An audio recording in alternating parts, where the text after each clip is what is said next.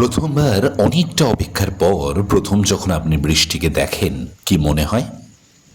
বা বৃষ্টির শীতলযুক্ত হাওয়া মনে কি শিহরণ জাগায়?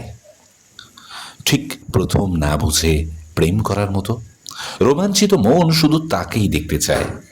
পরিণামের কথা না ভেবেই মন তো অতটা তখনও পরিপক্ক হয়নি, শুধু দেখেই চলে বারবার আর বলে, বৃষ্টি এতদিন পরে এলে, কি দারুণ তোমায় দেখতে, কত অপেক্ষা তোমার জন্য, কত প্রহর গোনা, কত রাত জেগে তোমার জন্যে বসে থাকা। বৃষ্টি, তুমি যখন এসেছো আর যেও না কখনো। কিন্তু হঠাৎ বৃষ্টি কতটা ভয়ঙ্কর হয়ে উঠতে পারে তা বোঝা যায় জলের উচ্ছ্বাস দেখে।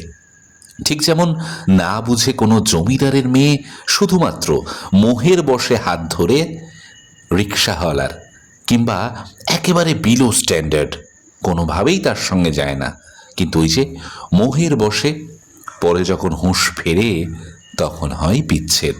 এটাই স্বাভাবিক। সিনেমাটা সিনেমাই আর বাস্তব বাস্তবই।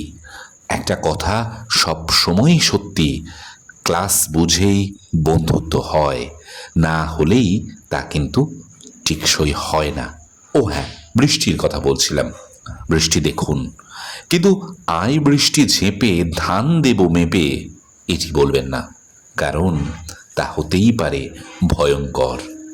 হঠাৎ লিখে ফেললাম এই কয়েকটি লাইন, কেননা বৃষ্টিতে অনেকেই বিপর্যস্ত, গোটা কলকাতা ভাসছে, সেই জন্য কয়েকটা লাইন লিখে ফেললাম একটু গল্পচ্ছলে।